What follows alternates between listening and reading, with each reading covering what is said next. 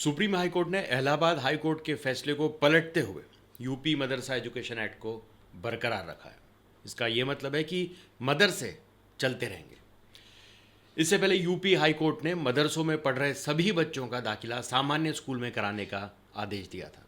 इससे करीब यूपी में 25,000 मदरसों पर तलवार लटक रही थी। अब सुप्रीम कोर्ट के फैसलों से मदरसों को बड़ी राहत मिली है। इस वीडियो में जानेंगे मदरसा एक्ट, इससे जुड़े विवाद और फैसलों से जुड़े 7 बड़े सवालों के जवाब। तो पहला सवाल, सुप्रीम कोर्ट ने मदरसों पर आखिर क्या फैसला सुनाया है? सुप्रीम कोर्ट ने मंगलवार को Uttar Pradesh board of Madarsa education act 2004 को कानूनी करार दिया है। इसी एक्ट के तहत पूरे उत्तर प्रदेश में करीब 16,000 मदरसों को मान्यता मिली हुई है। हालांकि करीब 8,500 मदरसे अभी भी बिना मान्यता के चल रहे हैं। दरअसल इलाहाबाद हाई कोर्ट ने 22 मार्च 2024 को इसी मदरसा एजुकेशन एक्ट को धर्मनिरपेक्षता के सिद्धांत के खिलाफ बताया था। हाई कोर्ट का कहना था ऐसा कानून बनाना उत्तर प्रदेश विधानसभा की शक्तियों से परे है। कानूनी भाषा में ऐसा करने को अल्ट्रा वायरेस कहते हैं। इलाहाबाद हाई कोर्ट ने इसी फैसले में मदरसों में पढ़ने वाले करीब 17 लाख बच्चों के एडमिशन सरकारी स्कूल में कराने का भी आदेश दिया था। मार्च में इस एक्ट के खारिज होने के बाद से यूपी में करीब 25,000 मदरसों पर तलवार लटक रही थी। Chief justice DYI Chandrachud, justice JB Pardiwala और जस्टिस मनोज मिश्रा के इस फैसले ने मदरसों को बड़ी राहत दी है। अब दूसरा सवाल, क्या सुप्रीम कोर्ट ने आलिम और फाजिल की डिग्रियों को लेकर भी कुछ कहा है? सुप्रीम कोर्ट ने इसी फैसले में मदरसे से दी जाने वाली आलिम और फाजिल की डिग्रियों को गैरकानूनी करार दिया है। कोर्ट का कहना है आलिम फाजिल जैसी हायर एजुकेशन की डिग्रियां देना UGC एक्ट 1956 के खिलाफ है।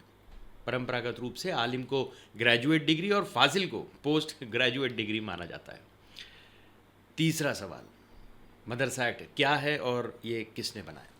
मदरसा एक्ट उत्तर प्रदेश का एक कानून है जिसका पूरा नाम Uttar Pradesh board of Madarsa education act 2004 है। इसी एक्ट के तहत Uttar Pradesh board of Madarsa education बनाया गया है। यही बोर्ड यूपी के मदरसों को मान्यता देता है, उनसे जुड़े नियम कायदे भी बनाता है। यही बोर्ड बनाता है। फिलहाल प्रदेश में 16,513 मदरसों को मान्यता है। अब तक यह बोर्ड 10वीं पास को मौलवी, 12वीं पास को कामिल, ग्रेजुएशन को आलिम और पोस्ट ग्रेजुएशन को फाजिल के नाम से डिग्रियां देता है। अब सुप्रीम कोर्ट ने आलिम और फाजिल को UGC एक्ट के खिलाफ बताया। यह एक्ट 2004 में समाजवादी पार्टी की सरकार लेकर आई थी। तब मुलायम सिंह यूपी के CM थे। इसी एक्ट के तहत मदरसों के सिलेबस में धार्मिक शिक्षा के साथ NCERT की किताबों को शामिल किया गया था। इससे मदरसों को अनुदान देने का रास्ता साफ हो गया था। अब चौथा सवाल, इलाहाबाद हाई कोर्ट ने मदरसा एक्ट को क्यों खारिज किया था? 22 मार्च 2024 को इलाहाबाद हाई कोर्ट ने मदरसा एजुकेशन एक्ट को असंवैधानिक घोषित करते हुए इसे रद्द किया था। हाई कोर्ट की लखनऊ बेंच ने के जस्टिस सुभाष विद्यार्थी और जस्टिस विवेक चौधरी ने इस फैसले के 3 मुख्य आधार बताए थे। पहला, धर्मनिरपेक्षता के खिलाफ। सुप्रीम कोर्ट के कुछ पुराने फैसलों का हवाला देते हुए हाई कोर्ट ने कहा कि सेक्युलरिज्म यानी धर्मनिरपेक्षता का अर्थ है बिना किसी भेदभाव या धर्म विशेष का पक्ष लिए सरकार सभी धर्मों और संप्रदायों के प्रति समान व्यवहार करेगी। हाई कोर्ट का कहना था कि मदरसों की हर क्लास में इस्लाम की पढ़ाई करना ज़रूरी है। मॉडर्न सब्जेक्ट या तो नहीं है या फिर ऑप्शनल है। ऐसे में सरकार का कर्तव्य है कि वह धर्मनिरपेक्ष शिक्षा मुहैया कराए और धर्म के आधार पर शिक्षा देकर भेदभाव न करे। दूसरा आधार था शिक्षा के अधिकार का उल्लंघन। हाईकोर्ट का कहना था कि संविधान के आर्टिकल 21A के तहत 6 से 14 साल के सभी बच्चों को मुफ्त और अनिवार्य शिक्षा देना सरकार का काम है। मदरसों के बच्चों को मॉडर्न सब्जेक्ट्स की बेहतर शिक्षा न देकर सरकार इस अधिकार का उल्लंघन किया। कोर्ट ने कहा जब सभी धर्मों के बच्चों को हर सब्जेक्ट में मॉडर्न एजुकेशन मिल रही है तो धर्म विशेष के बच्चों को मदरसे की शिक्षा तक सीमित नहीं किया जाना चाहिए। तीसरा आधार, UGC के नियमों के खिलाफ।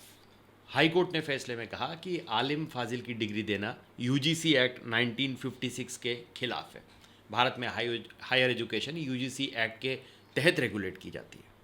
पांचवा सवाल, मदरसा एक्ट के खिलाफ किसने और क्यों याचिका दायर की? मदरसा एक्ट के खिलाफ पहली बार 2012 में दारुल उलूम वासिया नाम के मदरसे के मैनेजर सिराजुल हक ने इलाहाबाद हाई कोर्ट में याचिका दाखिल की। इसके बाद 2014 में लखनऊ के माइनॉरिटी वेलफेयर डिपार्टमेंट के सेक्रेटरी अब्दुल अजीज़, 2019 में लखनऊ के मोहम्मद जावेद ने याचिका दायर की थी।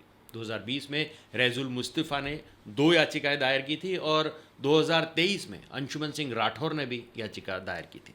इन याचिकाओं में मुख्य रूप से कहा गया था कि मदरसा एक्ट संविधान के आर्टिकल 14 जो कि समानता का अधिकार, आर्टिकल 15 धर्म के आधार पर भेदभाव का निषेध और आर्टिकल 21A 16 से 14 साल के तक के बच्चों के लिए फ्री और अनिवार्य शिक्षा का अधिकार, इनका उल्लंघन करता है। याचिकाकर्ताओं ने दावा किया कि मदरसा एक्ट 14 साल तक के बच्चों को हायर एजुकेशन देने के काबिल नहीं है। अब छठा सवाल, सुनवाई के दौरान सुप्रीम कोर्ट ने क्या क्या खास बातें कहीं? मामले की सुनवाई के दौरान कोर्ट ने कुछ दिलचस्प बातें कही। कोर्ट ने कहा किसी कानून को इस आधार पर खारिज नहीं किया जा सकता कि वह संविधान के मूल ढांचे का उल्लंघन करता है। यह हाईकोर्ट की गलती है। अगर कोई कानून धर्मनिरपेक्षता के सिद्धांत का उल्लंघन करता है तो बताना होगा कि वह कानून संविधान में धर्मनिरपेक्षता से जुड़े किस किस अनुच्छेद का उल्लंघन करता है। सीजेआई ने एक मुहावरे का जिक्र किया, एक्ट को खारिज करना बच्चों को नहाने के पानी के साथ बाहर फेंकने जैसा है। इसका मतलब है कि कुछ बुरी अनचाही चीज़ों को हटाते समय आपको अच्छी चीज़ों को भी हटा देना चाहिए। कोर्ट ने कहा मदरसा धार्मिक शिक्षा तो देते हैं लेकिन उनका प्राथमिक उद्देश्य शिक्षा है। सुप्रीम कोर्ट ने कहा किसी कानून को 3 आधार पर खारिज किया जा सकता है। वह कानून मौलिक अधिकारों का उल्लंघन करता हो, वह संविधान के दूसरे हिस्सों में दिए गए किन्हीं प्रावधानों का उल्लंघन करता हो, कानून बनाने वाली संस्था जैसे लोकसभा या विधानसभा के पास वैसे कानून बनाने का अधिकार न होने पर, यानी कानूनी भाषा में अल्ट्रा वायरिस होने पर हो सकता है। एजुकेशनल इंस्टीट्यूट चलाने का पूरा अधिकार सिर्फ अल्पसंख्यकों के पास नहीं है। माइनॉरिटी एजुकेशनल इंस्टीट्यूट्स में एजुकेशन के स्टैंडर्ड्स को बनाए रखने के लिए सरकार जिम्मेदार है। इसके लिए सरकार मान्यता या मदद देने के लिए रेगुलेशन लगा सकती है। अब 7वां सवाल, लखनऊ की सुप्रीम कोर्ट के इस फैसले का अब इस पर क्या असर होगा? लखनऊ की बाबू बनारसी दास यूनिवर्सिटी में associate professor doctor Mulayam Singh बताते हैं अगर मदरसे बंद हो जाते हैं तो यूपी के करीब 1.5 लाख परिवारों पर असर पड़ता है। वो सरकार के खिलाफ लामबंद हो सकते थे लेकिन अब ऐसा नहीं होगा। मदरसा आधुनिकीकरण शिक्षक एकता समिति के यूपी के अध्यक्ष अशरफ अली उर्फ सिकंदर कहते हैं जब हाईकोर्ट ने मदरसों को ख़त्म कर दिया था तो सरकार भी यही चाहती थी। सभी पार्टियां मुसलमानों का केवल वोट लेना चाहती है, उनके पक्ष में कोई नहीं बोलता। तो आज के इस एक्सप्लेनर वीडियो में इतना ही। तब तक के लिए हंसते रहें, मुस्कुराते रहें, स्वस्थ रहें, व्यस्त रहें और मस्त रहें। जी हाँ, चैनल को भी ज़रूर सब्सक्राइब करें। धन्यवाद।